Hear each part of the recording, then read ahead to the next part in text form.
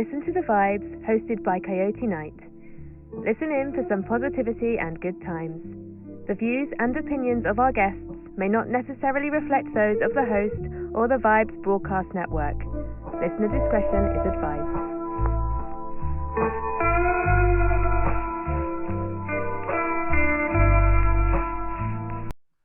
Well, hello everyone. Welcome to another episode of Listen to the Vibes.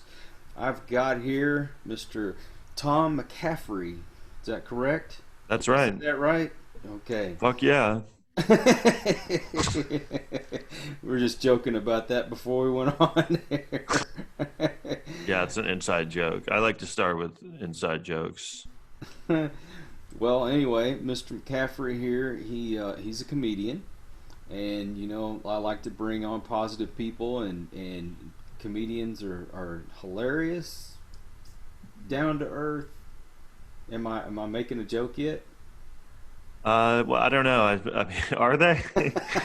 Sometimes they're hilarious. Sometimes they're not hilarious. Sometimes they're down to earth. Sometimes they're far away from earth. No. Yeah, I guess some of them are down to earth. Some of them are. No, Yeah. but seriously, I like having positive people on here and people that can make me laugh. That's the most positive people that I know. Yeah. So Okay. I'm still making a joke? Me or you? Me. Oh no. Yeah. No. It seems I don't know. No, but where did you grow up, and tell us a little bit about, you know, you growing up and all that stuff? Let's see. I grew up in Manhattan, New York City. Mm-hmm. I actually was born and raised there, which is kind of unusual because a lot of people will say they're from New York City, but then when you start talking to them, they're not from New York City. Like, I feel like a lot of people claim to be, especially the people who live there now. Mm. I used to live in LA, and I would always meet people who I'd be like, "Oh, where are you from?" And they'd be like, "Oh, I'm from New York." And I'd be like, "Oh, really? So am I. Where?" And you know, and then they'd be like, "Oh, well, I mean, like, I grew up in New Jersey, but you know, I used to go there." And I'm like, "So you're not from New York? That's not like you going to New York a lot doesn't make you. When you go somewhere a lot, you're not from there. You know what I mean? Like, I go to Taco Bell a lot. I wouldn't say I grew up in Taco Bell." Well, it's like me, you know, if people ask me where I'm originally from, I usually say Houston, because if I say Baytown, they have no idea where the hell that's at. Yeah. But you say Houston, well, they know where that is. So I guess, you know, they say I'm from New York because nobody knows where New Jersey's at. No, people are aware of New Jersey. I think they're just doing it to like come off as. I think it sounds cooler to say you're from New York than from New Jersey. And I think what it is, you know, when you're in LA, no one knows anything about it. It's kind of rare you're going to run into someone who's from New York City. So usually what happens is they'll be like, "Oh yeah, I'm from New York City," and then I'll be like, "Oh, so am I." And then I'll be like, "Where'd you go to high?" I'll say where I went to high school, and then I'll be like, "Where'd you go to high school?" And they're like, "Well, you know, New Jersey. I went to high school." So that's kind of like a telltale sign when you start going into. I remember it happened to me in LA. I met this bartender, and I was like, when he said he was from New York City, I just moved there. I was like excited because I like you know, I just moved there from New York, so it's kind of like, oh, cool. This is like someone I can talk to about New York City, but he wasn't from there, and so it's a city full of people who aren't from there. So I feel like when I tell people I'm from Manhattan, people don't believe me at first. Like, they're always like, "Really? Where?" And I'm like, "Manhattan." And they're like, "But like, you grew up there?" And I'm like, "Yeah." So and then it's weird. Like, people kind of change their view of me almost. I can see it. They're like, "Oh," like it almost like is impressive to them that I actually grew up there. So what? Did you ever visit over at New Jersey? Yeah. Well, see, that's the thing. Like, I went to New Jersey, but I wouldn't claim I was from New Jersey. You know what I mean? Well, can you really blame them then? Well, see, that's what's funny about it. It's never the opposite. Like, I used to go to New Jersey, and when people are like, "Where are you from?" And I'm like, "Oh, New Jersey." "Oh, I mean, I used to go there." It's just funny. New Jersey. I mean, like New Jersey's fine. I have nothing. People like kind of crap on it a lot, but I have nothing against it. But it does kind of have a, over on the East Coast, it kind of has a bad rep, I think, and like people who are from there don't even want to like admit that they're they're from there. So I don't understand it because when we visited New York, I told my wife, I said, "Look, we're this close to New Jersey. I'd like to go." And so we took a train and we went to Red Bank. Now you say, what did you go to Red Bank for? Well, if you're familiar with Kevin Smith, we went to the Jay and Silent Bob Secret Stash comic book store.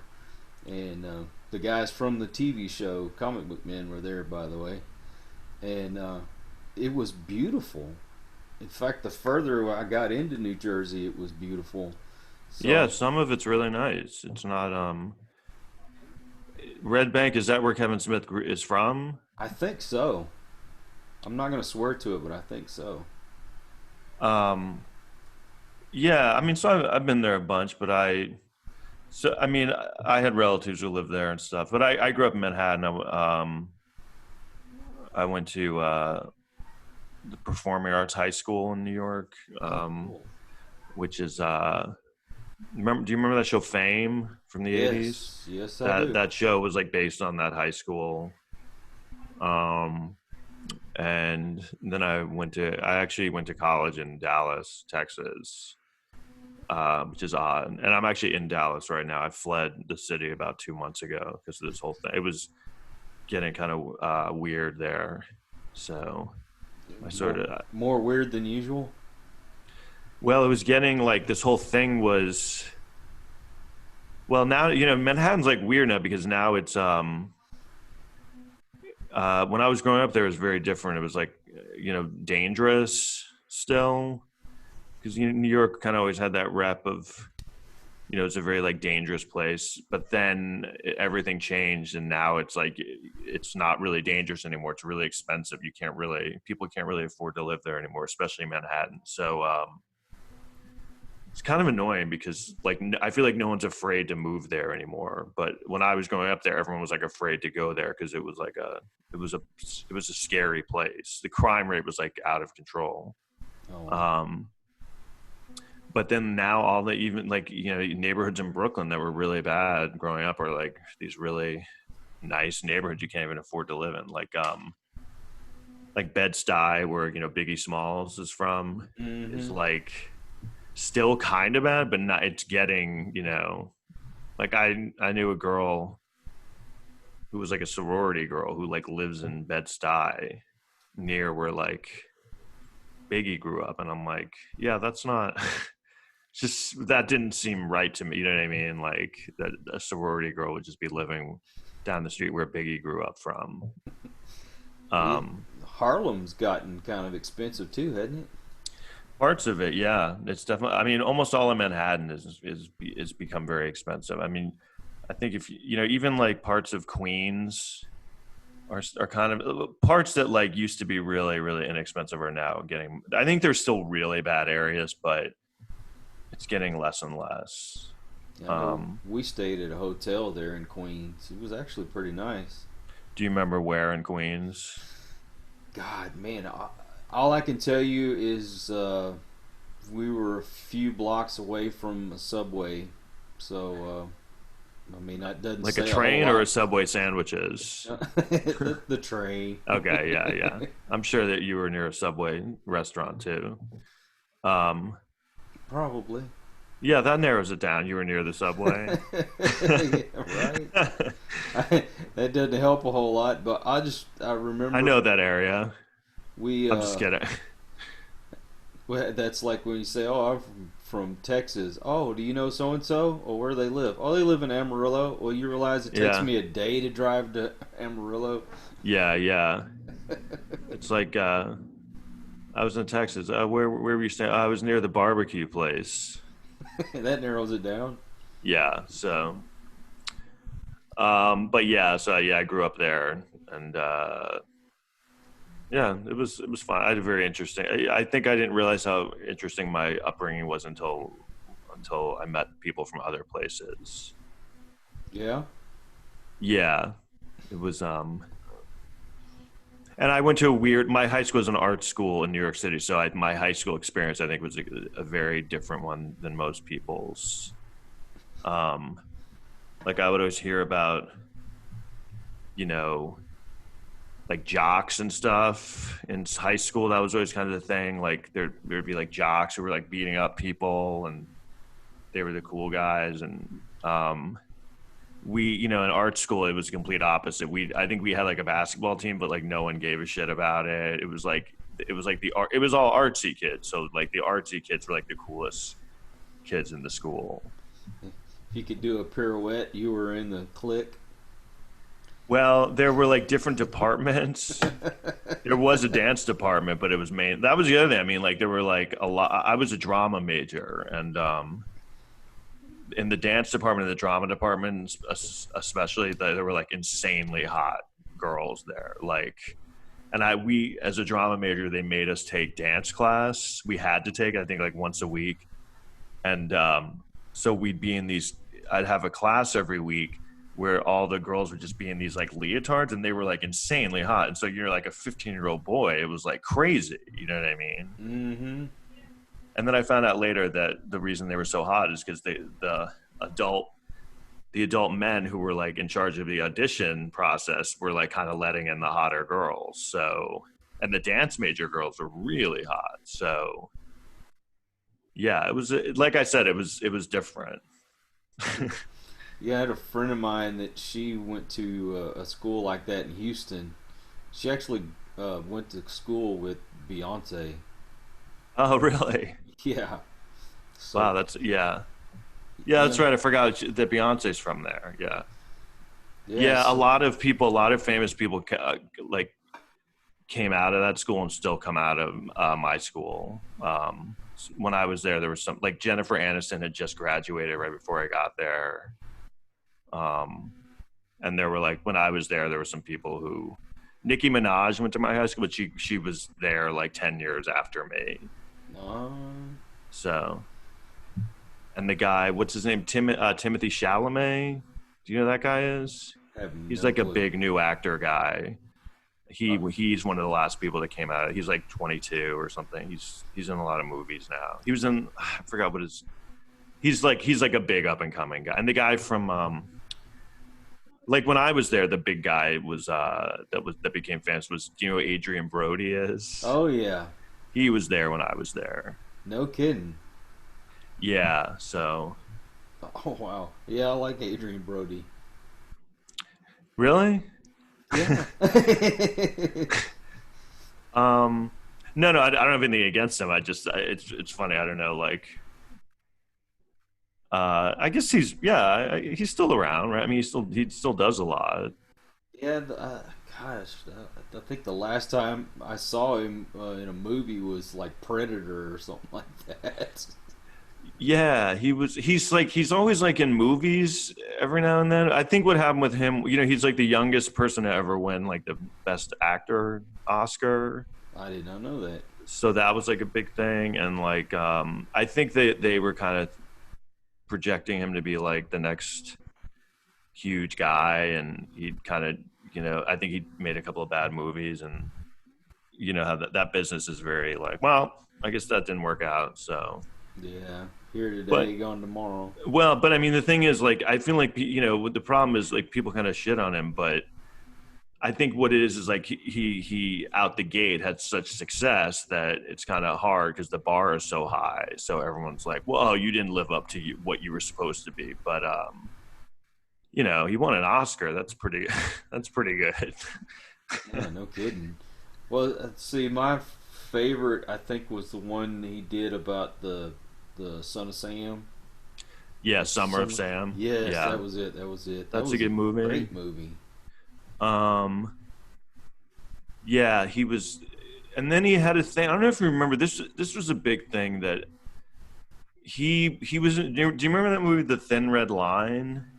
I remember the movie. Yes. It's like a World War II movie, and it's like all famous people in it, and it was this huge movie that had all this buzz, and he was the star of it. Terrence Malick directed it. Who he's kind of this like legendary filmmaker, and Adrian Brody Adrian Brody wasn't famous. This was like 98, 99, and he wasn't really famous yet, but he was the star of the movie. And so there was all this like advanced press about it. And he was like on the cover of like Vanity Fair, and they were like, oh, this is the next big star. And then they released the movie, and the director basically cut his entire part from the movie. No. So he has like one line in the whole. So it became this kind of like, oh, well, who is this guy? Like, everyone said he was supposed to be a big shot. Why are they cutting him out of the movie? And I read an interview with him a little while ago, and he said that was like this devastating moment because, you know, there was all this like heat on him, and then he went to the premiere and the director hadn't told him anything, and then he just saw that he wasn't in the movie, and I was like, jeez, that's gotta suck. Because I was like, I've done like little TV shows and like TV show, and then like I'll watch them and like I'm cut out of them a lot, and that bummed me out like hardcore. So I can imagine if like it was this huge movie, one of the biggest movies coming out of the year, and then I just went to the premiere and I mean that would be, I mean, I think that would be devastating. You know what I mean? Well, you know, I did a pilot for a reality show. And it took like a year and a half before we finally got to do the shooting. And we shot for 3 days straight.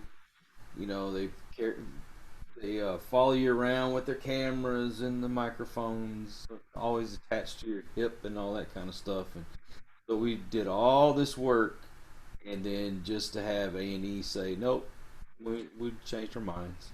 Oh, really? Yeah, that seems to happen a lot. There's a lot of no, we don't like that. You know, and I thought with the director was the same guy that did the one of those home improvement shows, the Move That Bus, whatever the hell it's called. Yeah, I love that show. I thought that Move That Bus. I thought that was gonna be the one, but and then he wanted us to play it straight the whole time. But my buddies and I would joke around a lot, so that really made it difficult. Like, that's why they should have just let us be ourselves. Yeah, that's I feel like whenever you like have expectations in this business, that's like that's a kiss of death. When you're like, every time I've been like, oh, here we go, this is gonna be awesome. It's just like, nope. And then most of the time, things that I'm like, I don't know about this. Those are the things that get all the attention. And that's definitely something I learned in that business, is that most things just kind of fall through for the most part. Yeah, this is true. When you did television, was it like a part, or was it like you were coming in and being, your comedian self, or what was it? Yeah, I used to do all these shows. They were really big for a while, these like talking head shows. They would use a lot of comedians on. Do you remember like VH1 had this one called Best Week Ever? Yes. And it was like, it was about pop culture events, and they would interview comedians and they'd show them like clips of a comedian commenting on pop culture. I did those for about 5 years, and Best Week Ever was kind of like the biggest one of those at the time. They paid the most, and like within that world, it was kind of like, oh, Best Week Ever. I don't think anyone on the outside knew, but on the inside, it was like, oh, if you're on that, that's like a big deal. And I was on that towards the end of its run, and because of that, I was like the low man on the totem pole in the cast. So when I would watch it, I think the first 2 episodes I did, they'd like cut me out completely. And then they started using me a little bit. But what happened was, like, I was excited to be on it, and I told all these people I was on it, but then they kept cutting me out. So I stopped telling people that I was on it because it became like embarrassing. And then I did this one on True TV that was called like World's Dumbest Criminals. Oh yeah. And like, I think I did that for about 2 years. And that one I was on more because I think, that one was like an hour long, the episodes, and Best Week Ever was just half an hour.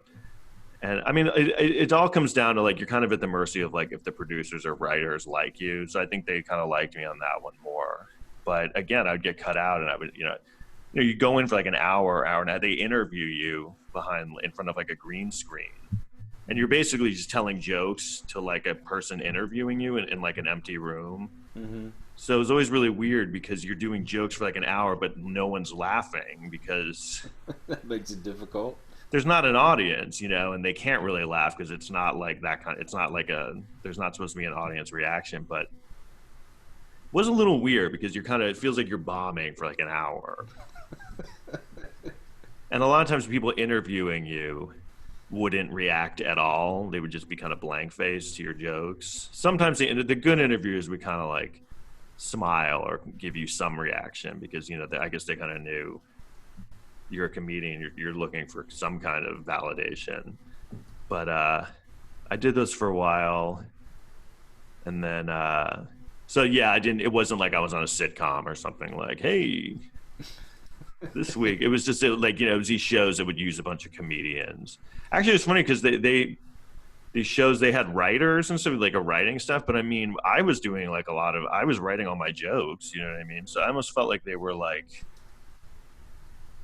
hey, yeah, we have writers, like come in, here's a bunch of stuff to write jokes about it and come in. And I was like, well, how come I'm not a writer? Like I'm writing all my jokes. And then that was the other thing, you go in for like an hour and they would use like, you'd be on the show for like 3 minutes. Yeah, that's gotta be annoying. You go through Yeah, all that. Yeah, I mean, it was okay. I mean, it was fine. There were times where I was on it more. And it was fine because they paid me and stuff. So that was like, yeah.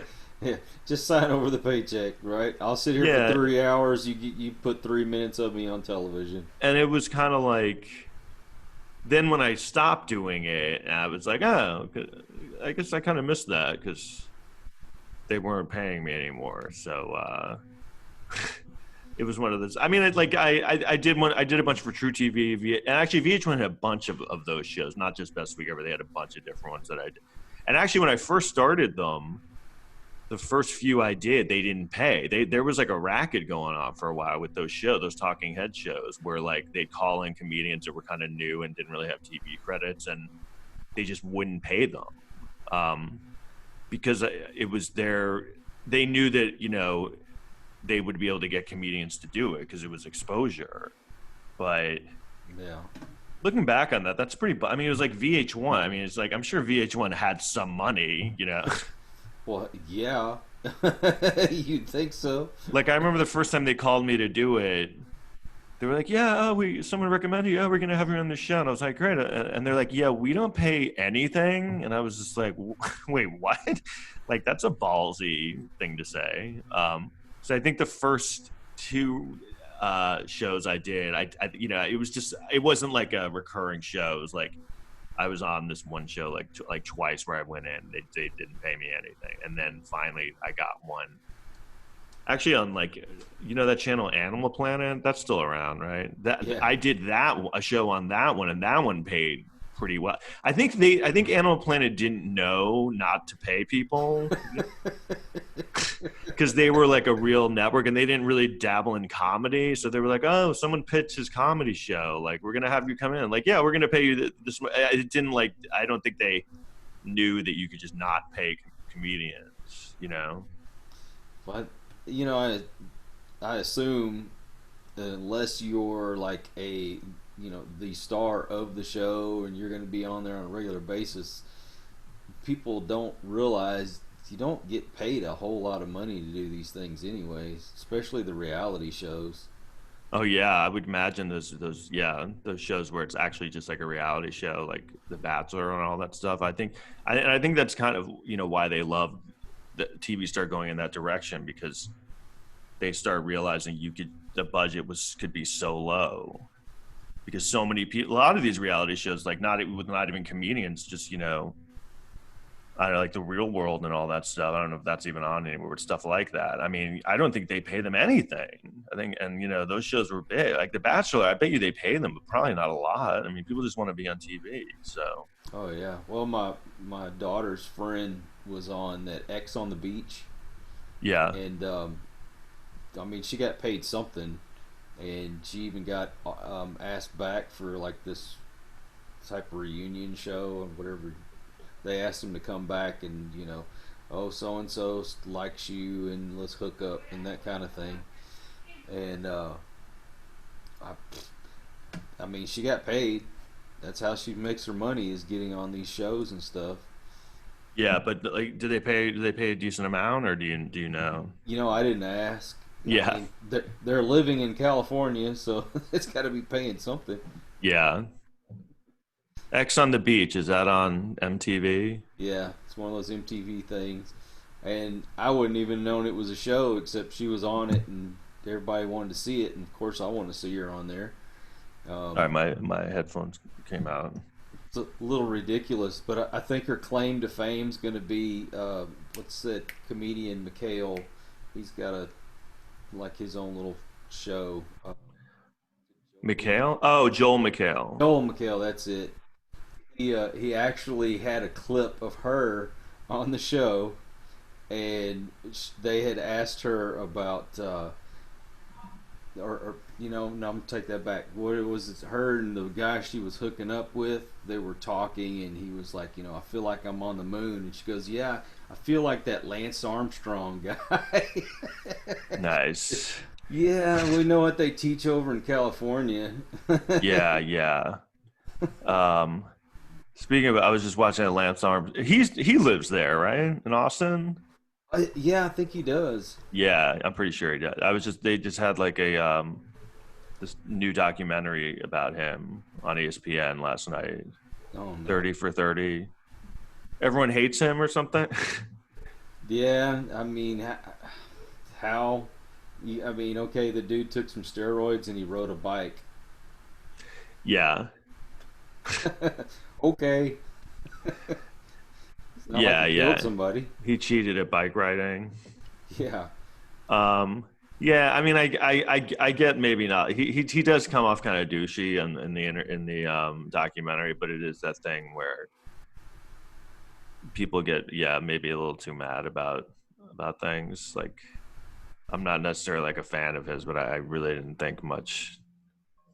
I didn't really follow it that much. I guess he seems kind of like a douchey guy, but he didn't like destroy him. He was in the documentary. He talks about just strangers on the street, just telling him to fuck off and stuff.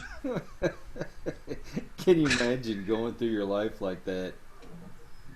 Yeah, I also can't imagine like being just doing that to like just some guy I don't know, just being like fuck you.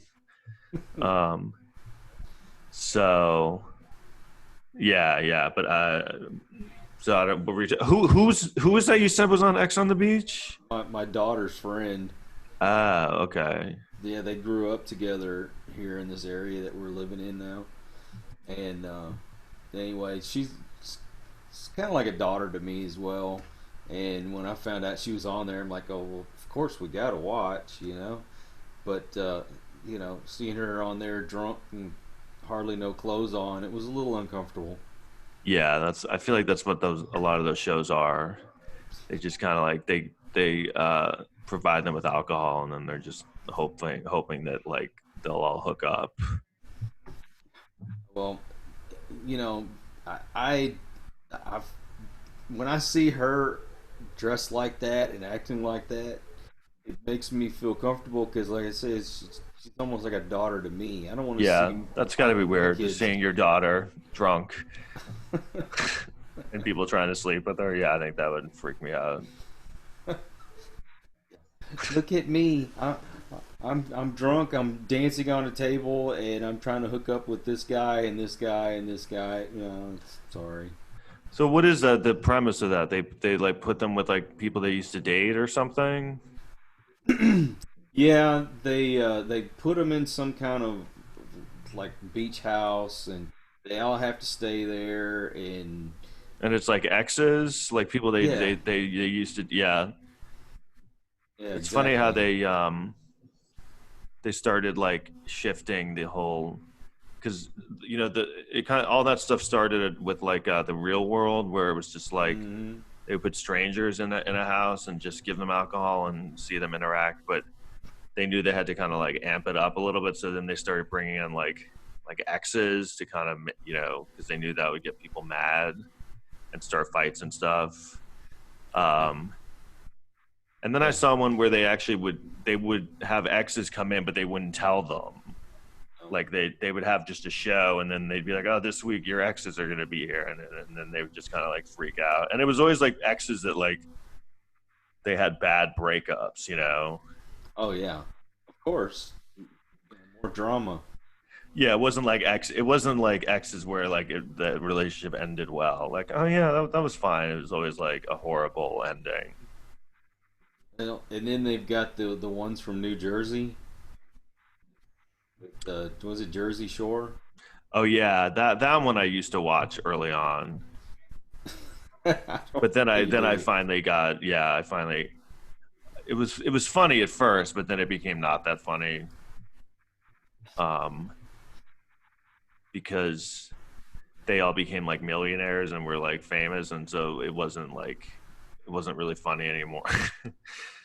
And if I knew that you could get rich by just acting like an idiot on television, I would have taped my whole teenage years. Yeah, it is amazing that like they were able to like parlay that into like a career, not only a career, but like it's like a lucrative career where they were like, oh yeah, like your job is getting drunk and sleeping with people, like somebody in the background. That's a good job.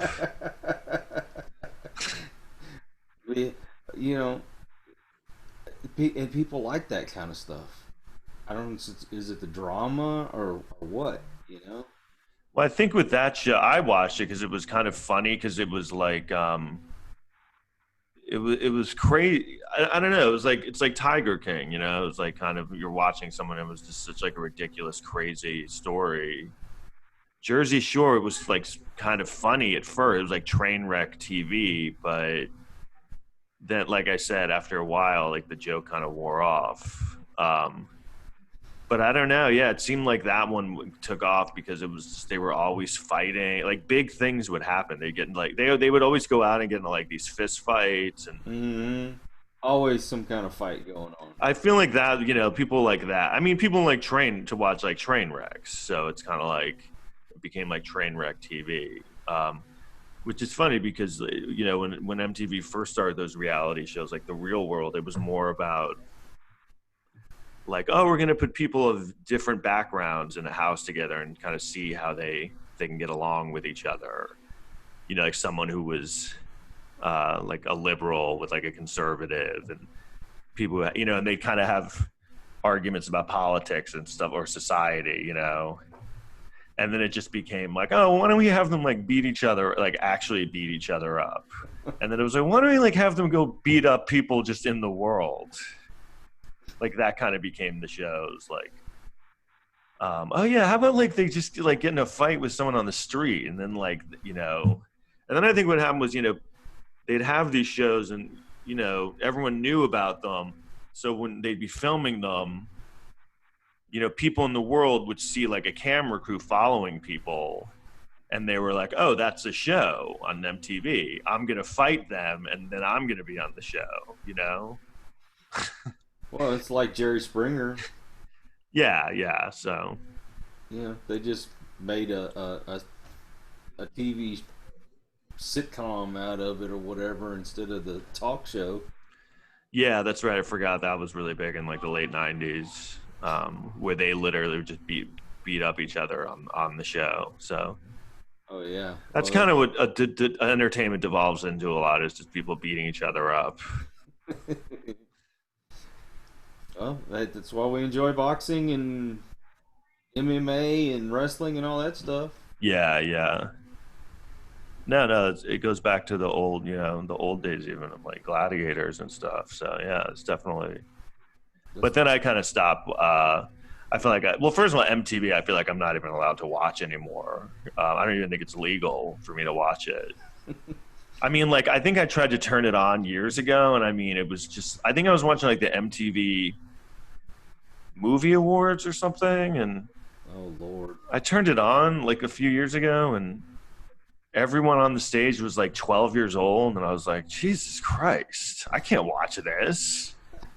And also, now I mean, MTV, I haven't watched it in years. I mean, it's not, I mean, they stopped doing music a long time ago. Now, I don't know what it is now. Now it's just, well, it's like Jersey Shore, and I don't know, like, your mom is pregnant, like 16-year-old mom, Mm-hmm. Yeah, um, the teen mom teen shows. mom. Yeah. Basically, if your life's like going horribly, then you can have a show. If you've made like really horrible choices. Like they never have 40-year-old mom on MTV. That would be a switch now, wouldn't it? Someone who waited until they had like a stable career and This is- like was in a stable relationship, that yeah, that wouldn't play very well. I've become a lawyer, and my husband's a doctor, and my kids are going to magnet school or something, you know. Yeah. I have a joke actually about how if you're not famous and a camera crew shows up to your house and they want to just film your life for a TV show, that's like a red flag that your life is like, that you have a fucked up life. It's America's Most Wanted or Cops. Like intervention, like because they'll Yeah. just follow people around who smoke crack. It's kind of like if you're not famous and a camera crew just wants to film you, like it's because like things you're doing horrible things. It's not because like you have your shit together. No one wants to like watch someone who just has like a job and has their shit together. It's like do you know the show Intervention? Yes, I live it. You do? Oh, cool. This is like an episode of Intervention. Right? Um, no, I think that show's funny because they never see the intervention coming. The person on the show, like at the end, they have the intervention. They're always surprised, and I'm like, really? You didn't? There weren't any like signals. Well, it's just Right. like a camera crew just showed up and started following you around doing heroin. Like you never dawned on you that maybe there was like a reason behind this. But then I Right? guess what? I'm just like, right? I mean, come on now. You're doing drugs, and they come and they tell you, "Oh, we want to film you while you're doing these drugs," and you've got to be high to agree to it in the first place. I guess that's why they can't figure it out. Because I guess if you're like on drugs all the time, your mind's not really working well, so you're not really, you don't have a lot of clarity, I guess. So Exactly. Yeah. Why is everybody all of a sudden coming around? They didn't come around before, and you know, you're how in the world would you want to agree to be in film getting high all the time? well, like I said, I think it's just people, will kind of don't want to be on TV for anything. Doesn't matter why. That's Even though I don't know, desperation. TV is really bad now. I mean, like I feel like it's all kind of now it's like all the streaming stuff that's like the good stuff. Now like just like network TV is pretty bad. Actually, I guess Netflix does those reality shows too. Like, Yeah, there's a few of them on well, there. there's like a few of those. I've just heard of them, like where they make them like they date through a wall or something, and Oh my then they get gosh. married. Love is Blind or something. That's like a big one. Oh no, I've They missed that put one them again. next to like they're in like rooms next to each other and they talk, and then they fall in love, and then they at the end they finally see each other. So you don't know if who you're like having a relationship with is good looking or not. Oh my gosh. The things that they come up with. Yeah, but that's like a huge show now. That's like one of the biggest shows in the world. So, Oh well, I am living under a rock because I don't know it. well, what do you watch? Oh my goodness. Well, we have you seen Happy? No, what's that? Okay, Christopher Maloney, I believe, is the guy that stars in it. The guy from like Law and Order? Yeah, I think he's in that, and he was on Oz for a long Oz, yeah, time. yeah. He's been in a lot of stuff. And it sounds ridiculous, but it's really funny. But he's this cop that he got framed, and he's all washed up, and he just found out that he had a daughter, and his daughter had an imaginary friend, which was like a blue unicorn, and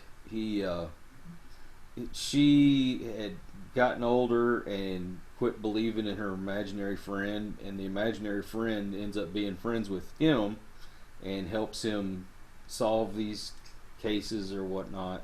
What's it on? It's on Netflix. Is it new or how old is it? It's on its second season. Oh no, I haven't heard of it. Oh It my sounds kind gosh, of interesting. it's funny. Patton Oswalt is the voice of the Oh, unicorn. okay. Well, then it must be good if he's in it. Well, no, because I mean he's usually in good things, so I What's, don't think he would do like a shitty show. we were watching that, The Last Kingdom, which is kind of like a Viking type show, and uh, I'm catching back up on Agents of Shield, which Okay. Patton Oswalt's in that too. Oh, really? God, he's in everything. Yeah, he plays himself, or not himself, but he plays a character, and then his brother, and then his other brother. It's weird, but that, and there's one more we've been watching on there. Well, I watch The Office all the time too. I'm like on my third or fourth time going all the way through The Office. Oh, really? It's funny. I went to SMU with the guy who's on that. Really? Yeah, I never really watched it. His name's Brian Baumgartner. He's like Oh the yeah, he's I don't know what's his Kevin. Frank Kevin? Yes, he's Kevin on the show. Yeah, yeah. He was at SMU when I was there. I've never watched The Office. I don't know why I like feel like I'm one of the only people that never. A lot of times people get into these shows and I'm like, yeah, and I kind of like don't watch. But now I've been binge watching. I just finished Game of Thrones. I just watched that whole series in like 4 weeks. Oh my gosh. Yeah, see, I really feel like I'm out because I have not seen one episode of Game of Thrones. I was like that up until like 2 months ago, and I was like, everyone was always talking about it, and I was always like, I get. And I remember being like, I'm never going to see that show. I just don't have the time. And then like this happened, and I was like, well, if I'm going to watch Game of Thrones, this is the time to watch Game of Thrones. And I watched it. I mean, it is really good. I mean, it's really well done. I see why it was such a big deal. Isn't Jason Momoa on that one? Yeah, he's in it. Not that long though. I was surprised. Yeah, it's good. I'm not like I'm usually not a fan of the like fantasy stuff. I mean, I'm not like adverse to it, but uh, it's a really well done show. It's just very very long. I mean, it's like an hour long the episodes, and I mean 8 seasons, and it's Goodness. very heavy. A lot of like crazy shit happens on it, like every single episode. Um, And then I'm watching Silicon Valley. I'd never watched that. I haven't seen that one. Do you know that show? Have you heard of it? I've heard of it, but I haven't Yeah, seen it. it's really good. I'd never watched it up until like I don't know, like until like 2 weeks ago, and it's Mike Judge. Oh yeah, Isn't King he of the from Hill. Texas? Yeah. If I'm not mistaken, he is. He did Yeah, King of yeah. the Hill and Beavis and Well, Butthead. Beavis and Butthead was his first big thing, I remember, and then Office Space, Yes, I love that movie. which I think was filmed in Houston, actually. I'm pretty Oh, sure. that I wouldn't doubt. Yeah, I'm almost positive it was filmed in Houston. I'm gonna have to look that up just out of curiosity. But yeah, Yeah, I'm pretty sure. I remember like hearing that when. Yeah, Houston used to have a pretty good comedy scene when I first started comedy. I don't think they do anymore though. well, they have the Laugh Stop, I think and that closed though. did it really? I think so. I remember hearing the Laugh Stop is the one that I used to do sometimes, but I think when I lived in Austin, someone had told me it closed, and that was like their center of it. Just Austin when I lived in Austin, it had a decent comedy scene. I remember. Oh yeah, they got some cool places here now. If they're still open when this is all over with. Yeah, like when I was there, I did the Velveeta room. Is that what it's called? Velveeta. I'm not sure, to be It's honest. on 6th Street. I've Um, probably passed it. yeah, it was kind of like one of the main comic, and then Cap City, of course. Now, I'll tell you how long ago it's been since I've been to a comedy club in Houston. I saw Ron White before he really, really got big. Wow. So yeah, a long time ago.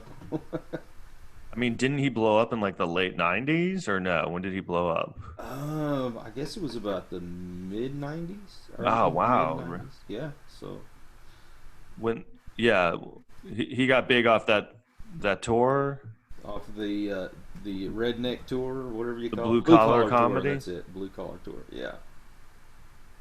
Yeah, and Larry the Cable Guy was one of those guys. Larry the Cable Guy. What's his name? Jeff Foxworthy, Yeah, that's and right. oh my gosh, I forget the other guy's name. Yeah, I remember. Wow, Jeff Foxworthy, jeez. He had his own show, I think, for a while. Long time ago. Oh yeah, Jeff Foxworthy show. Didn't really watch it that often, but I love his comedy. I never really saw his stand up. I never really followed it. Um, Most of the stuff I've seen was just from videos, so yeah, yeah. I never saw him in person.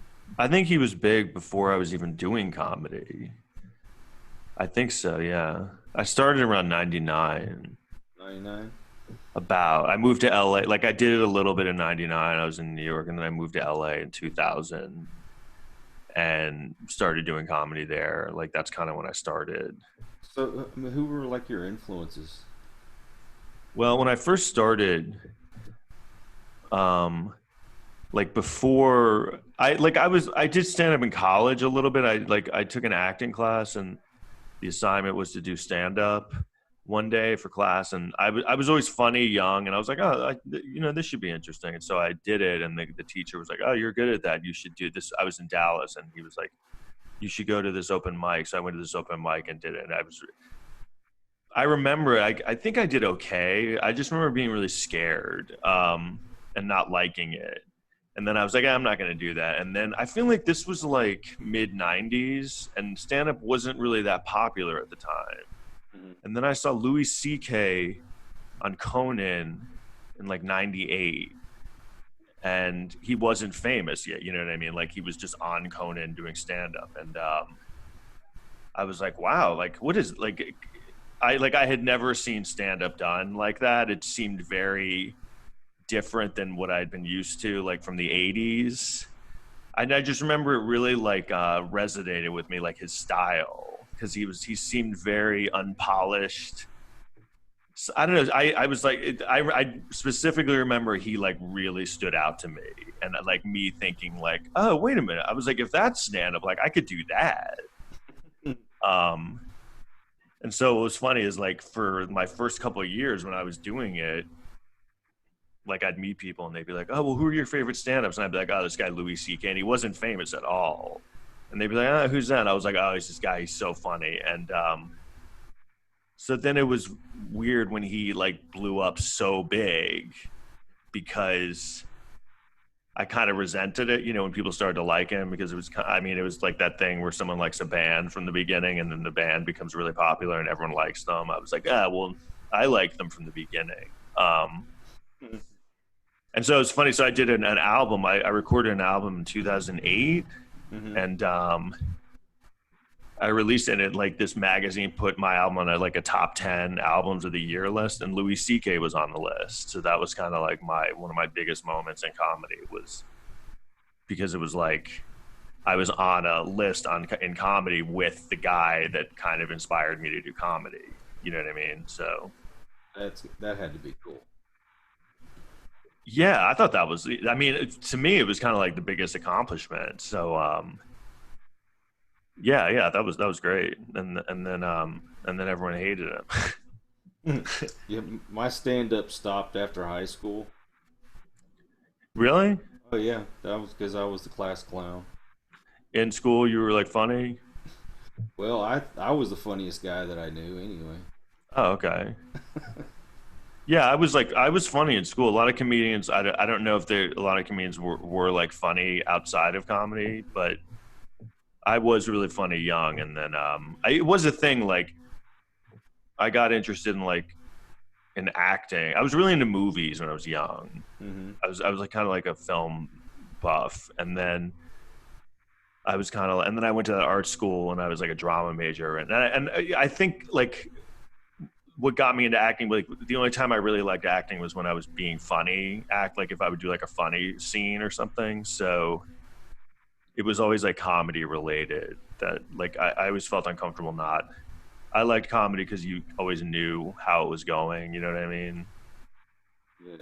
Like I was never like I want to be an actor. I want to do like I'd be around actors and like I want to be Hamlet, and I was like, like why would you want to ever do that? Um, like I did Shakespeare in high school, and I was just like, ugh. I can imagine. And then I finally realized later, like I was, I was more into like the writing aspect. Like I liked performing, but I didn't want to be an actor where like I've acted and stuff, Mm-hmm. but usually it's a bad experience because it's very you have no control and it's someone else has written something, and a lot of times like I don't like what they wrote, and I'll be like, because I write, and I'm like, I could have written better than this. And I once did this thing. I did a movie years ago, this very like independent movie, Mm-hmm. um, and I actually was like the star of the movie, so I had to shoot her for like a month. And when we were shooting it, like I would like riff every now and then lines that I thought were funny, and they would be funny, and then the director would always be like, yeah, don't like do it again, but don't say that. And I would be like, well, why? Like, I mean, I understood, but but I was kind of like, but I mean, it's funny. Like, I just added something funny. Why don't you? But he didn't. They don't. A lot of times they don't like that. But I later on when I acted, I was just like, I don't like acting. I don't understand why you would just want to be in. I shot something like 2 or 3 years ago, and we were like, I was waiting around for like 7 hours to shoot it, and then when we shot it, it just was so boring, and and there were other actors there, and they were like, yeah, I'm an actor, and that's all I do. And then I was like, how could this be all you do? Like, I mean, I guess I just like I never understood, I guess like the writing aspect of me was always like if you do stand up, you get very caught up in like, well, I like if I'm going to perform, it has to be something like that I'm doing. You know what I mean? So Mm-hmm. that's always what I liked about stand up over acting. Yeah, a friend of mine, he's been in a couple of things, but they were talking about how people that have done like background stuff, oh, there was person five was walking down the street, that kind of thing, and then they go around bragging about how they're an actor in a movie. Yeah, exactly. Yeah, I'm an actor now because I shot a pilot for a TV show that didn't make it. But you don't know that part. Yeah, I remember when I was doing like the movie, it was like a full, it was very low budget, but I was like the star of the movie, and I like didn't want to like. I remember when we were finished with it, I like almost didn't want anyone to see it. So it was kind of like the opposite. I wasn't going around like, oh, I'm in a movie. Like people would be like, well, I heard you're doing this thing. I'm like, oh yeah, no, it's nothing. Yeah. Um, and then I actually saw it screened. I saw it screened a few times, but I remember the first time I saw it screened, it was like very hard to watch, really hard. I had to like leave the theater at times, which I wasn't like, because that was another thing. Like when you see it, when I saw it like edited, I felt like he hadn't used all my best takes. You know what I mean? That's another thing you're at the mercy of. Oh yeah. You're like, I'd be like, that's the take you used. I feel like I was better in take, but you just can't. You have no say over stuff like that. And it's really hard. Like I've watched things, like I've seen screenings of things that I'm in, and I always thought that would be easier than doing stand up, but it's like a lot harder because when you're watching yourself, like a film or something that's been made, and you're watching it, like if it's not going well with in the room, like that, you can't change it. You know what I mean?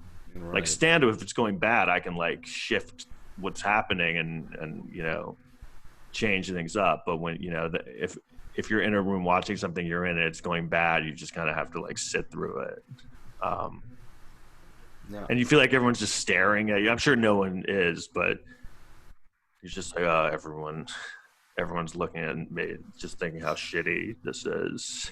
just leave me alone already. So now I have like, you know, empathy for like these big stars now. You know, I feel like everyone tears down like these big stars and stuff, kind of like, oh, your life is so great. But I mean, I think it's got to be really hard to like, you know, put yourself out there and have everyone just like shit on you. You know what I mean? Like they are human beings at the end of the day, and it does. You know, I've looked online with like, you know, for things I've done and like comments people have written that are mean, and it really doesn't feel good. So No, you know, it's no telling. People probably have said some awful things about my podcast, but you know, it's not going to stop me from doing what I'm doing. And yeah, everybody's entitled to their opinion. I haven't read them yet. All I read is how great I am. right. If when you read a bad thing, it's yeah. I thought I'd have thicker skin about things, but when people write mean comments, it does tend to hurt a little. There's this one podcast I do sometimes in New York, and it has like a big following, but like they're kind of mean, the fans, and every time I do it, they fucking shit up. They tweet at me these mean tweets. Well, you're trending. Yeah, I mean, it's kind of, I definitely wasn't trending, but like, it's odd. It's almost like if you're getting mean comments, that actually means that like it's getting out there more, because if you're getting nice comments, it's usually just like people you know, but if you're getting mean comments, it means like there's people that have no idea who you are. And, you know, people are just mean generally. True. Okay, I've asked other people this question. I want to ask you. So when you like go to a social setting and people find out that you're a comedian, is the first thing that they want to do is say, "Tell me a joke"? Yeah, pretty much. That's it. It's that happened to me last night. Actually, I went to a bar and I said I was a comedian. He's like, "Yeah, do something." Yeah, it's really funny because everyone thinks they're the only ones that have ever come up with that. And I think like a long time ago, I would like try to, you know, like maybe appease them and tell them a joke, but that always went south. So now I just am like, nah, I don't want to do that. I just kind of refuse to do it. Or sometimes what I'll do is I'll just have like a really quick one-liner set, you know, ready, and I'll do it. And it's like, if they like it or they don't like it, it's kind of like, I'll be like, well, that's a joke. There you go. If you don't like it, I don't know what to tell you. It's really rude to do that. It's really funny how people do that. And they just think it's like they think they're being clever by doing it. So yeah, that's a pretty, and it depends on how they say it. Some people say it really like shitty, you know what I mean? They kind of like, well, you know, prove to me that you're funny. Or what I'll do is I'll be like, well, what do you do? And then they'll tell me, and I'll be like, well, do that right now. Mm-hmm. It's like if they're a waiter, hey, will you go get my food out of the kitchen for me, please? Yeah, or like, oh, I'm a detective. I really go solve a murder right now in front of me. I guess you're not a very good detective. Yeah, because you're not really doing any detecting right now. But I used to get really mad about it, but I stopped getting mad. I just assumed. Like, you know, if someone's going to be really shitty about that, you probably don't want to be around them anyway. Happens a lot with women, too. I think women think that they like, you know, it's kind of like prove yourself that you're funny to me. And I'm like, yeah, I don't really do that. So I'm probably not the right guy to talk to you. Take me for my word. Yeah. But yeah, that happens a lot. Like it happened last night. Well, you know, my thing is number one, you're getting paid to do that, and you know it's your job, quote unquote. You know, and so why would you feel like you should do that? You know? It's also a lose-lose situation because you're kind of like set up. They're kind of setting you up to fail because then if you do tell them a joke, they'd be like, "That's not good." Hmm. Like so, you're kind of like they're kind of getting ready to like insult you. That's why I was just like, yeah, I don't really do that. I think the most important thing is just to kind of like not get mad about it. I used to get mad about it, but I think if someone like I can't remember it happening too much like recently where someone was like, oh, well, because that's usually the other one. Like you'll be like, oh, I'm a comedian. They're like, really? You haven't said anything funny? And I'm like, really? Does it have to be on all the time? Well, it's like I'll be like, well, I've been talking to you for 3 seconds. So, and the thing is, like, I usually have said something funny, but it's usually they just haven't picked up on it. And then I think there's a thing with comedy, like people get very like defensive or something. Like like you saying you're a comedian, it's kind of like a challenge to them, like you're saying you're funnier than they are, you know. And another big thing I hate is they'll be like, you know, people say they're like, I should do that. I've had that a lot. You know, people say I'm funny, I should do it. And I'll be like, really? Well, you should do it then. Go They're for like, it. yeah. They're like, well, I mean, I should do it, right? I'm like, yeah. I mean, I'm not stopping you. Well, you should do it. You know, like they're like, I mean, I'm probably funnier than you. Like a lot of that stuff. I'm like, oh, maybe you are. Maybe you know. Tell him, okay, well, tell me a joke. Yeah, yeah. But they're usually they don't have the they don't have the I don't know what the word is. Like they're not self-aware enough to understand how they're coming off. But I mean, that's just a big thing, you know, like people who say things like that, like I should do that, or they're the ones sitting back just writing shitty comments about people doing things, you know, like you suck. They're the ones making the mean comments on your Yeah, who like social aren't media. doing anything. They're not like out doing it, you know, it's a whole different ball game. I say, So hey, you think you got it? Then go out and try it. yeah, I think that they're thinking you're going to be like, no, you can't do it. I'm like, yeah, maybe you are great. You should, you know, maybe you're me, you know. And they're like, I'm better than you. Yeah, maybe you are better than me, but you know, you probably won't know. I don't think they realize how difficult it is. One, and because I mean, you've got to come up with something that's funny. You know, me, I tell nothing but dad jokes, so I can tell you right now, I'm no comedian. Um, and I mean, what It am I is trying to say very here? hard. I will say, the more I do it, the harder I think it is. Meaning, like when I started, I felt like I was like, oh, this isn't that. I could do this. And then, like now that I've been doing it a long time, I'm like, oh, this is hard. Well, you're always having to come up with new material, and you know, then you're in front of people, and you don't know how it's going to go over. I mean, Yeah, it's a very unnatural It's a very unnatural situation, and you have to appear completely natural in it. I think that's the secret to it. But it's like I think that's why it doesn't get a lot of respect because I do think people watch it and they're like, well, I could do that. Like, I mean, that's kind of how I was early on. I was like, well, I mean, what are they doing? They're just like standing there talking. I mean, I could do that. Which is kind of why you start doing it. But that's what I mean, where the more I do it, the more I'm like, oh, this really is hard. Like, which right? it kind of makes sense, you know what I mean? It's kind of like the more you know how to do something, the more you realize it's kind of like a difficult thing because you like know what goes into it a lot more. So, Because like I've been doing it so long and I still like bomb, you know, and you're like, Jesus. well, you know, I also have heard others talk about how it also depends on where you're at. One joke in, you know, Arizona may not work as well as one in New York. You know.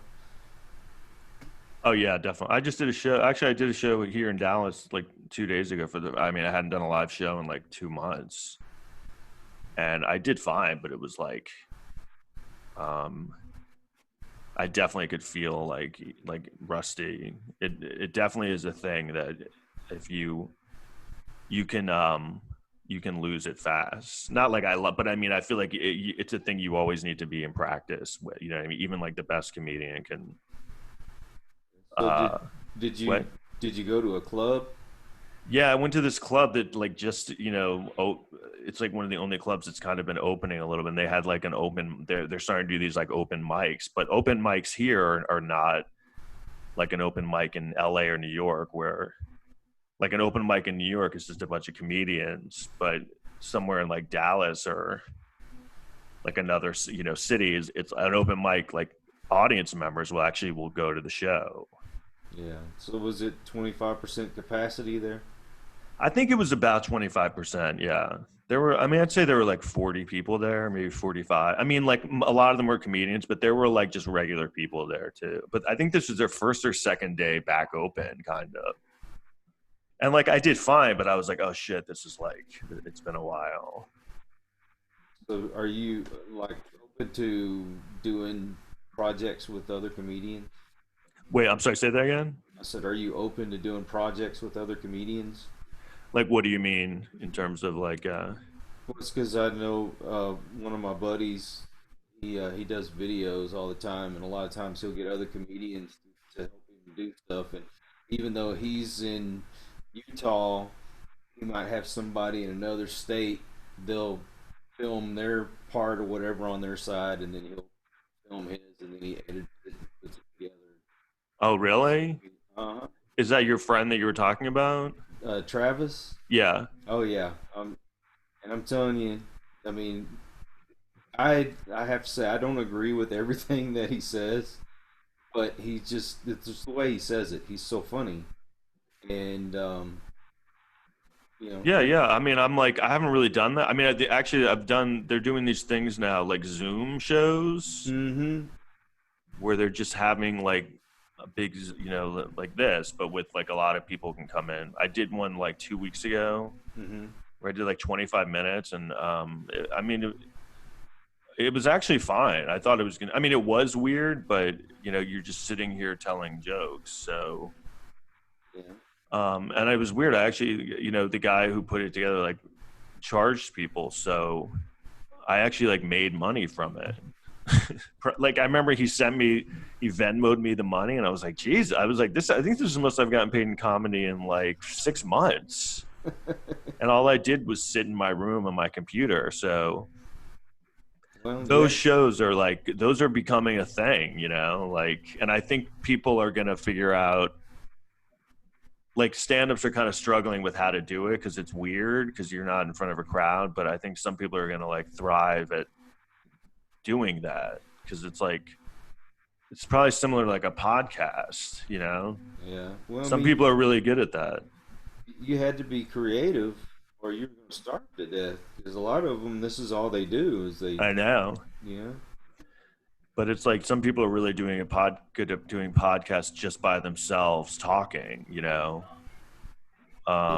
so it seems similar, like a similar dynamic where, because I think you can do jokes on like a Zoom show, but I think it's like a different dynamic. Like it kind of works better if you're sort of like being funny, but kind of just talking, not really.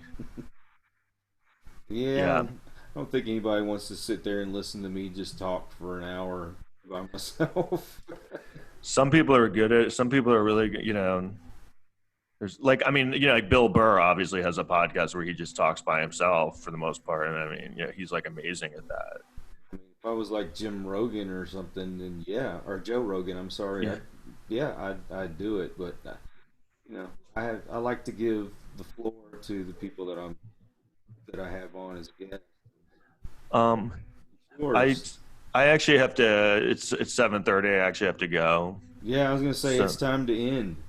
all right, cool. We've been on Well, for an I timed hour. that perfectly. Hey, I appreciate you coming on, Yeah, man. Thanks a lot. Thanks for asking me. and Um, you're welcome to come back on anytime. yeah. So what, you have a whole network Yes. and you do different shows on it?